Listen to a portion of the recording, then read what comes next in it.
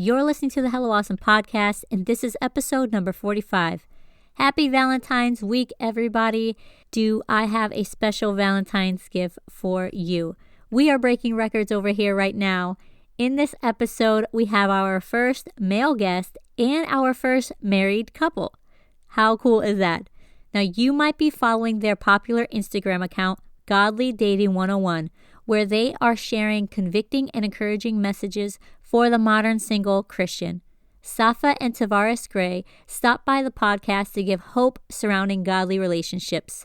Single, married, not sure what status you should display on Facebook, Safa and Tovares will speak to both ladies and gents on this amazing episode, putting God first, trusting Him in the waiting, and why it's important to have a godly life. I truly hope this will inspire you all, no matter what situation you are in. Here is episode number 45 that I am calling Love and God with Safa and Tovares Grey. You're listening to the Hello Awesome podcast. I'm JC, and this is the place where we get real, sharing truthful insights that will encourage us to make intentional choices in both life and business. I want to start conversations that not many young Christians today are having. Will you join me?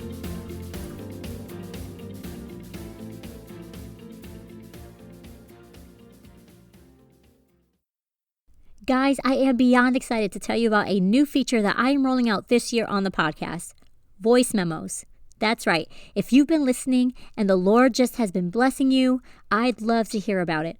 Also, if you have a question about anything that we have discussed on the podcast or about Hello Awesome in general, I want to know. So call 1-860-698-0027 to leave a voice memo that might be used on a future episode of the podcast. How exciting is that? Again, that's 1-860-698-0027 to connect to the official Hello Awesome podcast voice mailbox. Leave some love or a question and keep tuning in because you might just hear yourself here on the podcast. Before we get to why you're here, let me share two special deals with you from some friends of mine. The Hello Awesome podcast wants to welcome back our sponsor, Nuggles, for a new season. Through affordable, modest fashion, Nuggles aims to provide beauty with comfort. From dresses to slip skirts, modesty doesn't have to sacrifice style. Hello Awesome listeners can use the exclusive 10% discount code by using Hello Awesome 10 during checkout. Head to nuggles.us to browse their full collection today. Again, that's nuggles.us to shop high-quality products to add to your modest wardrobe today. Do you firmly believe that our relationship with Jesus should impact every part of our lives, including the clothes that we wear? We do too, and so do our friends over at The Modest Poppy.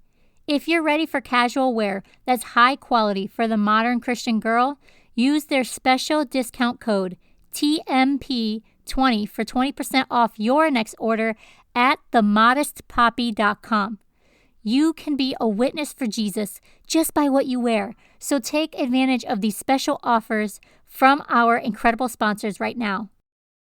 Keeping great content and products coming takes not only time, but money. This got me thinking, how can I keep doing what I love, creating stuff you love, while also building a special program just for Hello Awesome's most loved supporters? Enter in Patreon. Patreon is an amazing website where I have put together an exclusive reward membership system. For as low as $2 a month, I will exchange your financial contribution with incredible benefits not found anywhere else. This includes bonus podcast episodes that haven't even been released yet, audio content, free digital copies of all of my books, current and future, beautiful phone wallpapers, an official Hello Awesome tote bag, and so much more. Just go to patreon.com/Hello Awesome.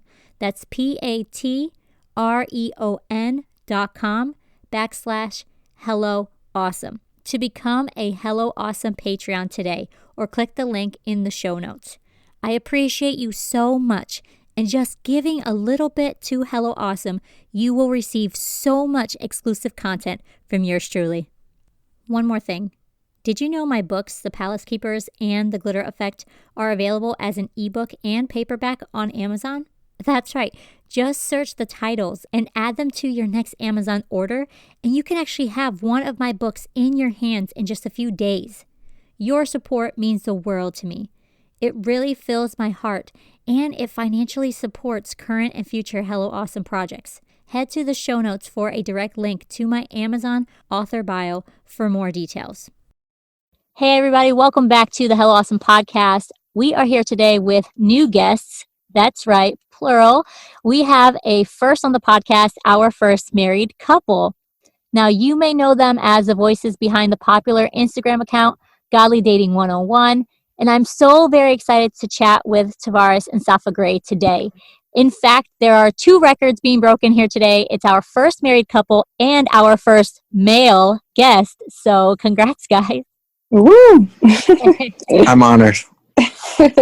Yeah, you should be.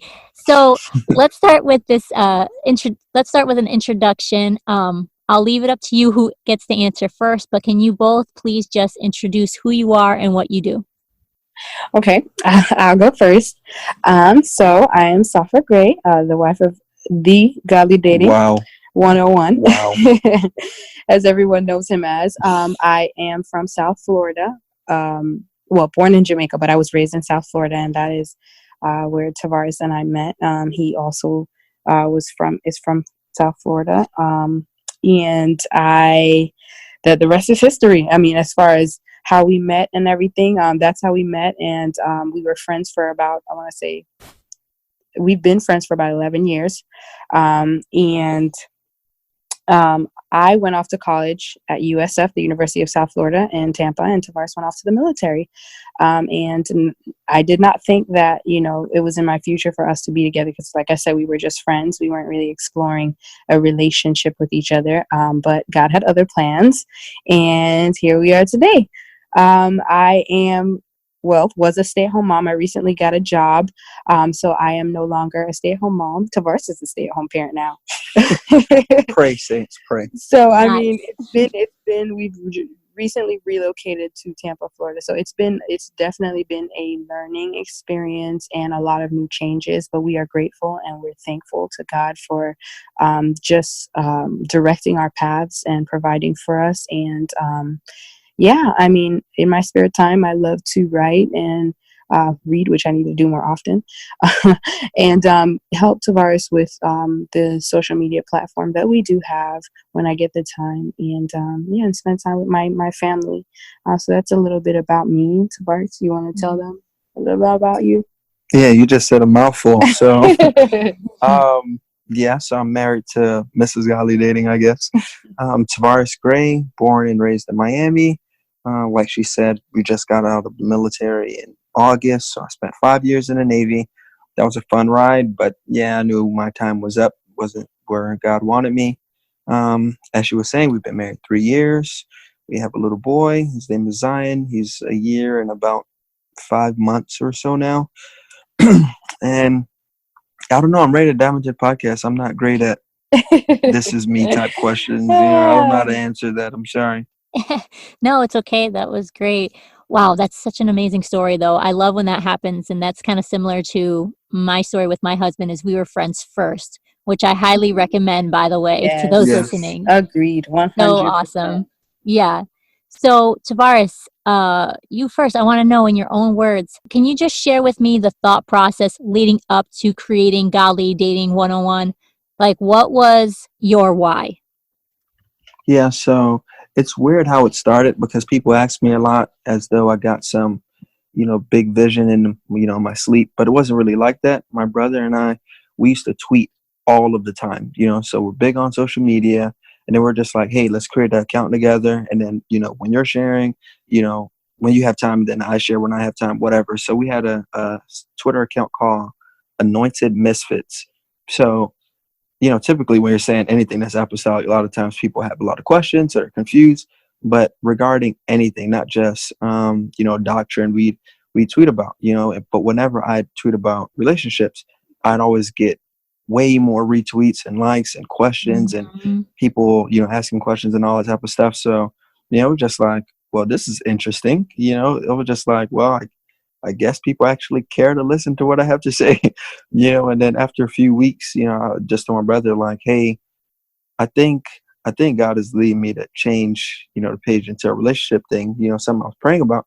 And, he was just like, well, if you feel that way, then go ahead.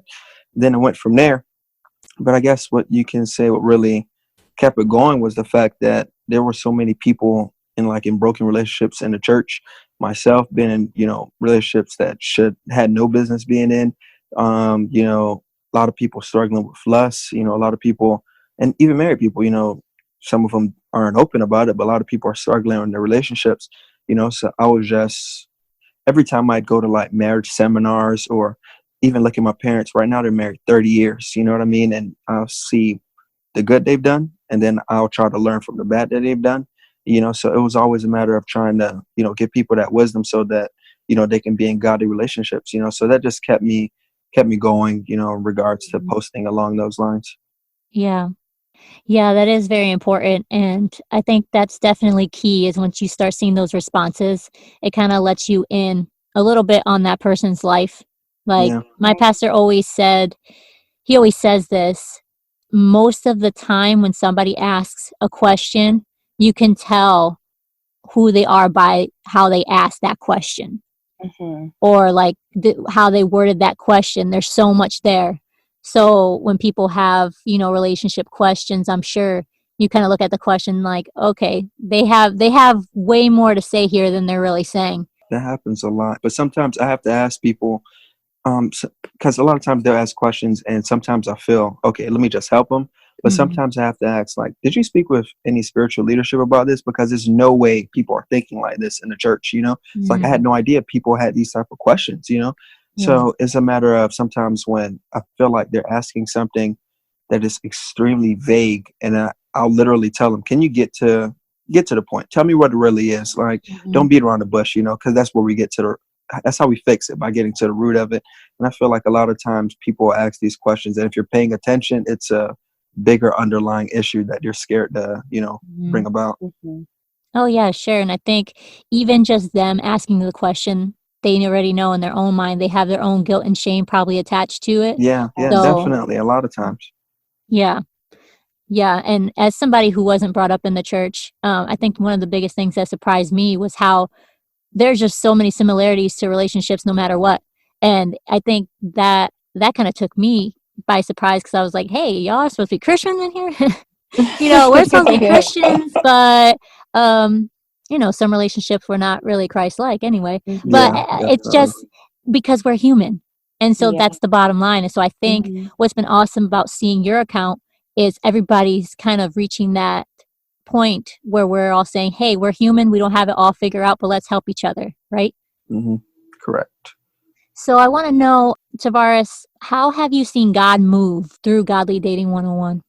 Um, it's weird in plenty of different ways, and I guess the best way to explain that would be through like the testimonials I get. Like, Mhm. there's sometimes when people are in the comments like, "Hey, bro, can you talk about a different subject?" And I get that, but I mean, like, I literally have thousands of posts. You know what I mean? So there's Mhm. only so much you can do on social media. So sometimes you try to post something that caters to one demographic, but there are times when I just feel like God is leading me to talk about a topic, and then I'll get someone to message me like, "Wow, that was definitely confirmation. I just prayed about this. And I've been asking God, can you, whatever the case may be." They've been praying, and then God will, give them the clarity they need. There's so many people that are like, "Hey, I broke up with XYZ. I knew the relationship was bad. I knew he wasn't good for me. I knew she was the wrong type of person I should be dating." A Mhm. lot of times it makes me feel like the work isn't in vain, I guess you can say, because Mhm. someone messaged me, and this wasn't someone who ever asked for advice, but they messaged us a couple weeks ago, and they were like, "Hey, you don't know me, but," and they sent a screenshot of a post from maybe about 4 years ago, and they were like, "You made this post, and it really hit me. I dropped the relationship, and I committed my life back to God, and then I said, God, whenever, when you work it out." And I believe she said it wasn't long after she met the guy she was actually going to end up being engaged to. And she sent me the pictures, I believe, of their engagement pictures, or just her and the guy, and then they got engaged after. So it just makes me realize that just like the pulpit, you can have a outlet and a platform to speak to God's people in any way. So I've seen a lot of people, get out of bad relationships. A lot of people recommit their relationships to God. A lot of people, get that peace they need regarding the relationships they've been praying about. So I've seen, people, come out of some terrible situations, and I've even had, Muslims and even gay people, so people of all different types of things outside of Christianity come up to me about advice. Well, I wasn't given advice for a gay relationship, so let me let me clarify. But they'd ask for advice, and I'd be able to address them with the truth and obviously in love. But there've been some times when people even asked about what do I actually believe, because they would see Acts 2:38 posted or see certain verses posted, and then they're wondering, if my church doesn't talk about it, but you're talking about it, you're somebody I see of influence, then it allows them to see that maybe there's more to Christianity, or maybe there's more God has for them. So I've seen a lot of people go from bad situations to better, and hopefully, those that hear the words, or I guess my opinion, and if it's backed up with scripture, hopefully they're taking heed. But I've seen a lot of people's lives being changed through the page. I also realize that godly dating gives people hope that there are truly godly relationships, and not just by the things we post. Yes, that's great and everything, but it's the message behind the page, and also the way they see us living. I think that's the biggest key, because if people knew us, people who know us personally, as well as people online, if they were to find out or to know us to be people who are living double lives, who are not living up to the standards that we are posting about in our statuses, then I don't think that the page would have the impact that it does. But because we are not perfect, we're not perfect, but we are trying, and we are, allowing God to be at the center of our relationship. I feel like that's where that's what has the biggest impact. Oftentimes, even on my personal page, sometimes people message me and they go, "Wow, thank you for sharing, even the most intimate part of your life, your relationship, and for allowing us to see that there is still hope. There are still godly relationships out there." And I think that, I don't know, I feel like as Christians, sometimes as young people, especially, they lose hope. We lose hope in the fact that there can actually be godly relationships out there. There can actually be, we can get married, and it can be something that God is pleased with. Yeah. And so I think that is like the biggest impact that I see that the page offers, like a hope for our generation, so. Yeah. No, that's really incredible. And that is true. There's so many people that are struggling with different things, and especially in relationships. And I bet when they look around, they might only see broken relationships. I mean, some people are really coming from bad homes, maybe even their parents used to go to church, but maybe they don't anymore. Some backslidden families, some people that really just don't see those kind of relationships out there. And so it's just very encouraging, I think, for all, like you said, people from all walks of life, that there's hope. Like, God really can restore relationships, and can bring you to the right person. I love that. Actually, Safa, I wanted to talk to you about when you were getting to know Tovares a little bit more. I mean, you guys said you were friends for 11 years, but on a different level. Dating brings you to a different level. And you start seeing that he had a burden to kind of share these real issues, but on a public forum. How did that make you feel, that he was, publicly sharing these things, that are kind of intimate? I felt like that was admirable. For one, before meeting Tovares, I feel like I'm a little bit more outspoken now, but before meeting Tovares, I was very quiet, very shy. I rarely share things You're about welcome. myself. I rarely share things about myself. I know that God has, entrusted me with a voice, and he wants me to share it. And I feel like getting married definitely brought me out of that comfort zone just a little bit. I'm still working on it, but that was very admirable. But I felt like he didn't have a fear of spreading, truth. He had a passion for it, and just spreading truth about God, whether in regards to dating or just in what we believe in general. And so I really, really admired that. And I realized that, he wasn't doing it for popularity. I mean, sometimes it scares me how big godly dating is. I honestly never realized it, but when you really think of the numbers, that the amount of people that follow us, it's quite scary. And for God to entrust us with that amount of followers, for us to be such big influencers. And it's not like Tovares is posting, every picture, like, of himself with a quote, or it's not about that. Half the time people don't even know who runs the page. Yeah. They don't know that it's him behind the page. Sometimes they think it's me. Sometimes they think it's a woman, because they don't believe that a man could have so much knowledge or talk about respecting females, respecting relationships the way he does. He does not do it for fame. He doesn't do it for an ulterior motive, for himself. And so to me, that was the most admirable thing. The fact that he was humble about it and so passionate about it, and just spreading truth no matter what. Some people come, on the page, and, they might not, even if you say it in a respectful way, they don't agree with what we say, and, they might bash it, but he does not care. It doesn't matter. He tries to spread truth regardless. He's not going to sugarcoat it or, hide it under a bush. He's going to let you know this is right and this is wrong. And so I really admired that about him. Yeah. Thanks, B. That was really sweet. That was good. I love that. I love that you encouraged him, and, that you saw it for what it really was, and you saw his heart and his motives. Because I think sometimes, and I'm going to try and say this gently, but I do think sometimes when one spouse or just one person, if you're dating, they start going one direction and following God, it's easy for the other one to maybe get a little jealous of their attention that they're giving God, or, the attention that they're giving other people, like the ministry. And Instagram can be a ministry.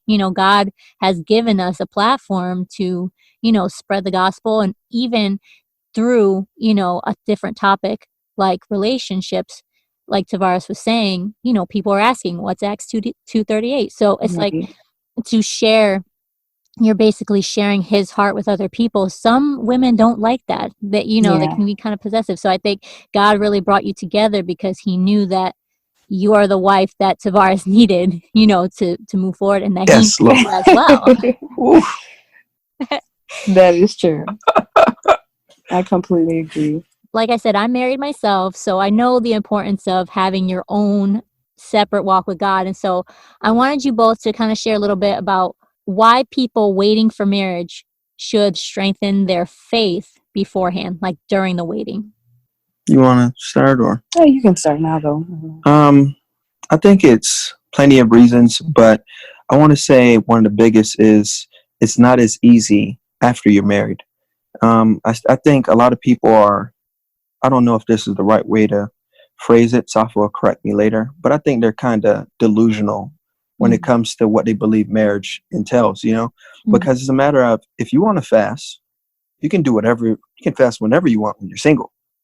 But technically, if you're married and your wife comes home, she just had a long day of work and she's thinking there's going to be dinner, you're like, no, babe, we're fasting. And it's just like, we need to discuss that. You know what I mean? And I feel like a lot of people don't understand that there's so much that you can be doing for God.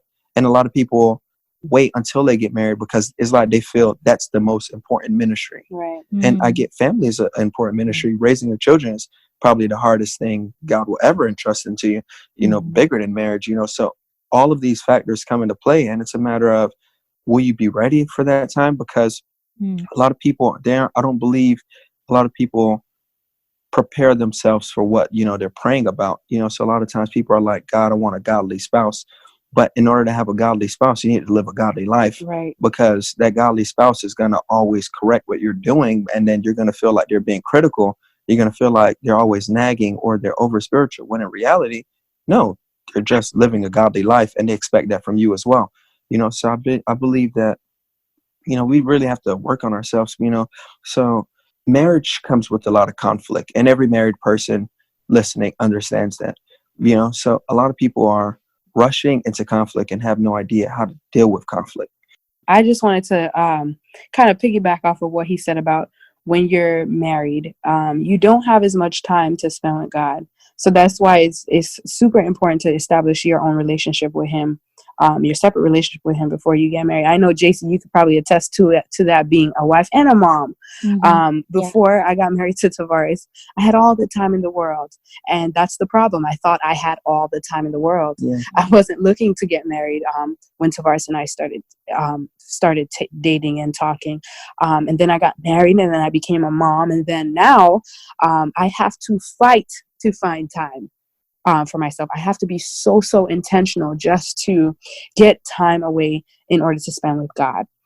So when people come to me now and they ask me advice about, relationships and stuff, I tell them, don't rush, spend as much time with God as you can, because that time is so precious, and you are going to really appreciate it even more when you get married. So I definitely think that's one reason it's super important to,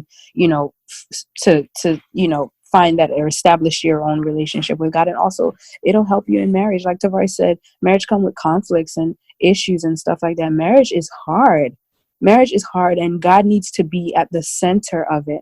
How can he be at the center of it if you never really had a relationship with him to begin with? Yeah. I think if you don't have a relationship with God before marriage, sometimes when you get into marriage, you place your spouse as an idol. They become your God. And before you realize it, you're worshiping them. You're doing everything for them. And you're not praying anymore. You're not reading anymore. You're not fasting anymore. It's your spouse, your spouse, your spouse, your spouse. And we have to be careful, because at that point, God will humble you. And he will allow something or whatever to happen so that you can realize and that you can continue to put him first, that you will put him first again. If you don't do it on your own, he will humble you himself. Yeah. And so that's super important. And I feel as though if your relationship with God as a single person is so strong, and so is the person that you intend to be with, imagine the damage you could do for the kingdom together. When you do get together, imagine if the two of you guys are, your relationship in God is strong just by yourself. I think we would be unstoppable, right? Yeah. So remember, marriage is to just glorify God. That's what it's for. And in order to do that, we really have to have our separate relationships with him. Amen. And come together and give him glory. She just preached right now. I'm saying.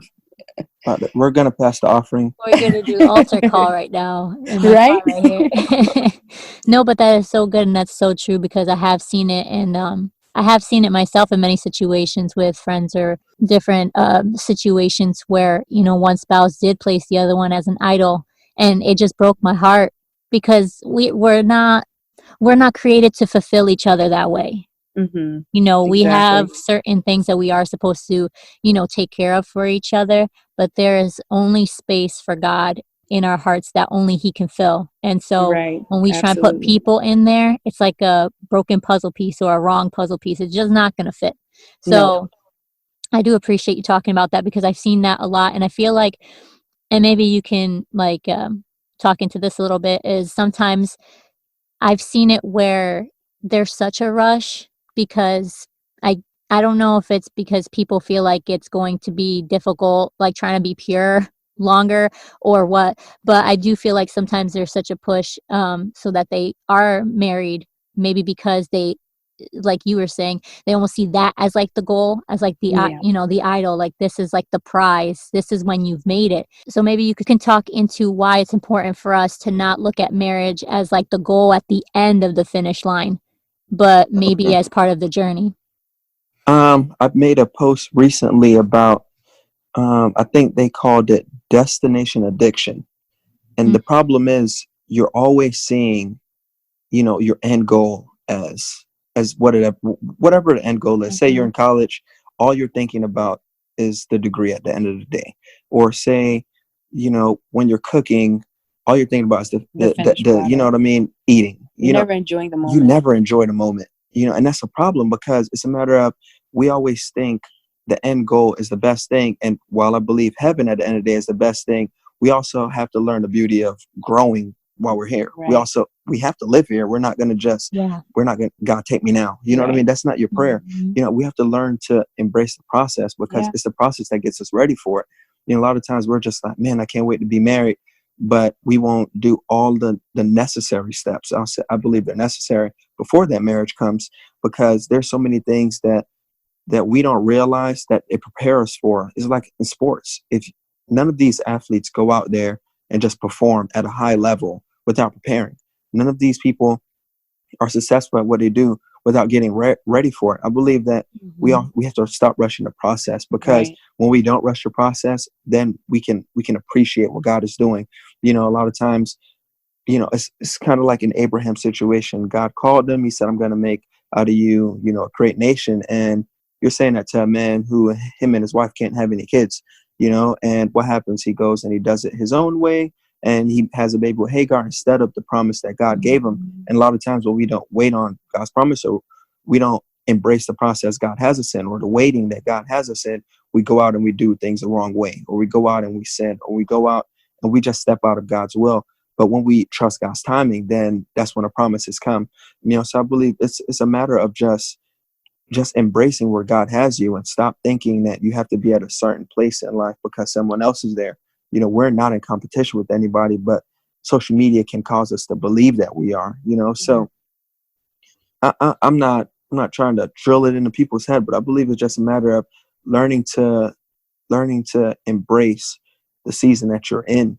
Because if you're always looking at marriage as the end goal, or I'm honoring God with my body because I want a spouse, no, you should be honoring God with your body because you want to honor God. It's not a matter of everything you're doing is just to get that spouse, to get that spouse, to get that spouse. Right. Because if you get that spouse and you don't have God, then you really don't have anything at all. So it's just a matter of trying to embrace where God has you, so that whether the spouse comes today or next year, it's not like you're going to lose sleep type of thing. Yeah, that's really good. And that's so important to remember. And it's definitely hard when you're in the moment, living your life. And it's so easy for us to have our, goals set out. And, we live in such a world that, they glorify the hustle, and they glorify goal setting, and they glorify getting to the next thing. They do glorify, those destinations, which that's not a bad thing to have those, but it's when we are obsessive, like you were saying. It's when we really are addicted to the next thing, that we're not really enjoying the journey and enjoying right now. And I think that's so important.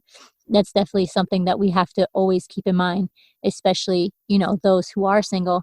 So right now, I really would love it if you each would take just a few minutes and speak into somebody's life right now, maybe who has waited so long for the promise of a spouse, but they're feeling, weary living the single life, and they're really discouraged by the overall situation. Maybe they're looking around their church and they're like, God, nobody here is for me at all. You know what I'm saying? So maybe Tovares, you can speak to the fellas, and Safa, you can speak to the ladies, what they need to hear right now.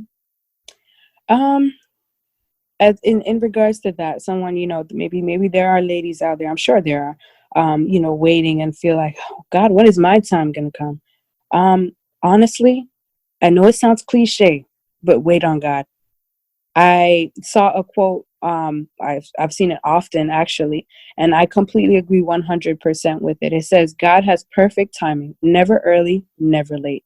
It takes a little patience, and it takes a lot of faith, but it's worth the wait.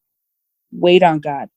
I mean, no matter what we do, no matter, what our plans are, God's plans for us are far greater and far better than the plans that we've had for ourselves.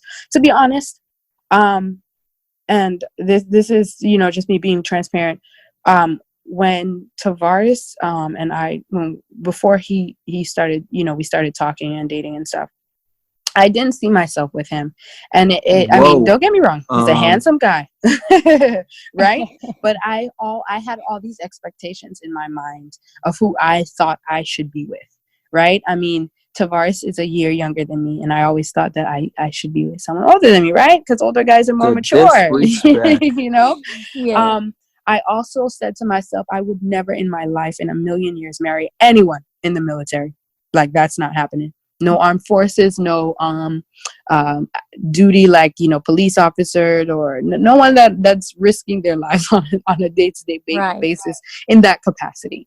I always said that was never a plan of mine. And so, when Tovares first approached me, and he wanted to get serious, and he really let me know his heart's desire, I was just like, God, is this really what you have for me? Because this isn't what I pictured my life being, and, even, you, when, of course, I fell in love with him and we got married and everything. And, Yes, Lord. but as time passed, it wasn't until, we were a couple, months, years and whatever, I started to realize how God orchestrated, like he strategically orchestrated my life. And even though these weren't the plans that I had, whatever, all this that he had for me turned out even better than I thought it would. Right. I mean, yes, I married someone in the military and, but I feel as though I grew from all of this, and God opened up doors through all of, from me marrying someone in the military. God opened up, we were able to have our first baby while he was in, and we didn't pay a dime. Military pretty much, covers all of that. And even the opportunities after he's out of the military, I have been able to get, a job because of his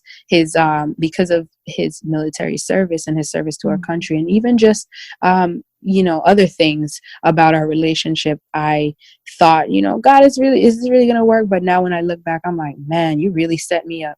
And it's better than I could ever imagine. So I feel as though when you truly wait on God and you say, God, you know what, these are my plans, but truly all I want is for your will to be done in my life. Mm-hmm. God will step in and he will shock you. Yeah. So that is my my little 2 cents to the ladies. Just wait on God. I'm going to repeat it one more time. God has perfect timing, never early, never late. It takes a little patience and it takes a lot of faith, but it's worth the wait. I don't have a cute saying like that for the guys. But what I'd say to them is God knows the desires of your heart, and a lot of times we pray that prayer, Psalm 37, God, the desires of my heart. So that means, if we delight ourselves in him, he's going to give it to us. But what I want us to also understand is when God made Adam with a purpose. A lot of people would say God gave Adam a job, which would mean, fellas, go get a job. But I'm not going to get into that. But my thing was Adam was walking in his purpose, and God was the one who decided it wasn't good for a man to be alone. God was the one who said, no, that's not the way he wants the man to live. So when we go out of our way and decide to just pick up whoever's in a skirt, you know what I mean? We can go about it the wrong way. But when we operate in our calling, when we get busy doing what God has for us, God will open that door. God will lead us to that woman. So a lot of times, men are waiting on women to pursue them, and that's a huge issue that's in the church, and that needs to be addressed. Men are called to pursue the woman, so I'd say to men, get active doing what God has called you to do. And not only that, but be willing to pursue. I believe God made us that way because a man is probably more likely to take rejection better than a woman, in my opinion. I could be wrong, but in my opinion, you tell a woman, no, I'm not interested. She may go into depression. You tell a guy he's not interested, he may talk to your friend. It's just how men are. It's sad to say, but that's literally how it can be, and it's just a matter of be willing to just be active in your calling, because you don't want to wait until you find a godly woman to realize God called you to preach. You need to be preaching now so God can open your eyes and give you the discernment you need to know when this woman is just a sister and this woman is a woman worth pursuing. So I believe that as men, we need to get active in what God has called us to do. And second, be willing to pursue, be willing to pray about it. God, this is the woman that, I have my eyes on, show me signs. If you're one of those people who's always asking God for signs, but also speak with spiritual leadership.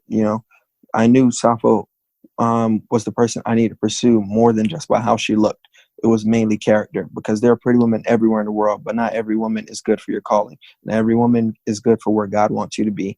So be willing to just follow God and trust his plan and just seek him, so you don't have to question where that help meet will be. God will open that door. Amen, preacher. Whatever. Yeah, both of you guys are just so amazing. And I love how you are very careful with your words and how you really are, thinking about the message that you're saying, because I really think that what you're talking about is just so needed today, especially in the church. We are not having these conversations. Yeah. And because we're not having these conversations, people are walking around acting like they're okay, but they're not. And so that's one of the reasons why I wanted to do this podcast. And actually, that brings me to your podcast. What? So, yeah, so share with us a little bit about the Golly Dating 101 podcast. Is that what it's called? Yes. And it's weird because I've always, well, I won't say always, it wasn't like a childhood dream of mine, but for the past like 3-4 years, I've been listening to podcasts. So since joining the military, even getting deployed, what I would do is I download like dozens of sermons. So that way, when I'm, out to sea and I have no signal, that means I have sermons that I can listen to keep me sane. So I got into podcasts around maybe about 2015. I always thought, man, this is something awesome. But podcast was never something I thought I could do, despite seeing the amount of people, follow the page. It's not something really I think I can do. As, Safa was saying earlier, I never really try to put myself out there because I never wanted to seem like the page was about me. It's never my goal to boost myself or try to get paid from it or something, but it was just something that I felt was needed, especially because it's very difficult for us to YouTube. It's very difficult trying to YouTube, especially with Zion running around. Now we can podcast during nap times. So it's just something we're praying about, and it's a lot of topics that we'll make a post, and while 10,000 people will like it and understand, there's going to be 2, 3, 4 people that decide to start an argument, or they don't understand, or they start, whatever, bickering back and forth, when in reality, it wasn't a matter of what we said was wrong. It's just they didn't understand where we're coming from because they didn't hear us say it. They just read a post. Right. And it's so hard to know what someone's mindset is just by looking at their post or just by reading a caption.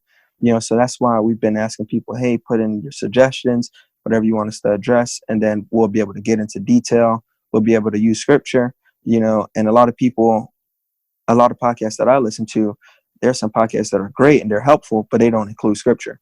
Or there are a lot that include scripture, but they don't engage people as much as on topics that people want to hear. So I just felt like it was a great way to get the scriptures out there, a great way to get people actually talking about, get people understanding truth and addressing topics that I've never heard growing up in church. Unfortunately, I've literally had a mentor growing up, and he was the only person I believe at my church that I could talk about sex with. And he was, he'd keep it real. He, from A to Z, whatever we need to talk about, we're going to talk about it. And if I did anything stupid in my life, it's because I chose to, not because I didn't learn it, but I learned it from one person. And that's not something the church was willing to do with, conferences or with the youth. So we're just trying to get these issues out there and get these things addressed, because there are a lot of people with too many questions that I believe churches need to speak up more about. So that's how we create a podcast. And thankfully, it's so far is catching a lot of attention, so we're just thanking God for all the people that are listening. Right. Yeah. I'm just so excited because I feel like there are so many apostolic podcasts that came out this year that it's like blowing my mind. And that was motivating. It was definitely motivating. Yeah. And I was just like, it's such a God thing. I love it. So thank you so much for taking time to share your hearts on the podcast today. You both are honestly super great and just some like real godly examples for us. And so I'm just thankful for your online ministry and that God kind of brought our paths together. And it really does bless the church. It is blessing young and old on a daily basis. And I'm so thankful for you. So can you just take a moment to share where everybody can connect with you online and on social media? All right. Well, I do know it may be a huge, female demographic on your page, so I don't expect them to follow me. But Godly Dating 101 for anyone using Instagram, Facebook, and Twitter. And then you can say hi on my personal. It's okay. You can follow, unfollow. Life goes on. And Safa, you can give them your. You said okay. So you said Godly Dating on Facebook, Twitter, Instagram. We also have a blog. Oh, I'm sorry. The blog. godlydating101.com. The podcast, it is called the Godly Dating 101 Podcast. Keeping it simple, just so people there. Maybe the name changes down the line. YouTube, we're not consistent yet. So if you do subscribe, I'm sorry that we're not uploading weekly. We're not that couple. We don't vlog our lives, so that's not gonna happen. Yeah. But if you use any of those outlets, be sure to check us out, subscribe, say hello. If you have any topics you'd like to discuss or any issues you feel you want to discuss, feel free to shoot us a message. None of your business ever gets spoken about. We're never going to share your identity. We're never going to make you feel bad. And we're not going to laugh at you. No question is stupid. Right. So if you ever want to reach out to us. We may not have all the answers, but we will provide scripture and we will pray with you, if you need it. So. And if you ever reach out to the Godly Dating page, we do have a lot of messages. And so we don't send on Facebook. We're behind on possibly thousands. It's ridiculous. Send it on Instagram. Send it on Instagram. We look through those more. And if it's immediate and maybe you just personally want to talk to me, just message my page personally, because I check my personal page more than. Or if Safa doesn't respond, message me and I'll tell her to message you. Yeah, and it's Safa Grey 1.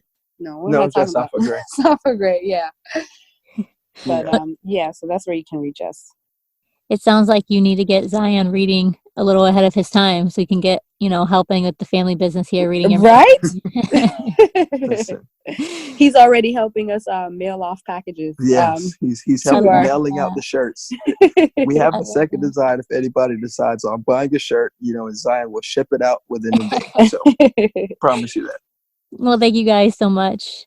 JC, thank you so much. No problem. We appreciate We really appreciate you. If you found this episode inspiring or helpful, would you take a screenshot of it and share it on your Instagram stories, tagging me at Hello Awesome Ministries? It will encourage me that you were blessed. Also, don't forget to leave a review and subscribe so you can tune into future episodes. To learn more about Hello Awesome, head to HelloAwesomeMinistries.com. Until next time, keep your chin up, beautiful.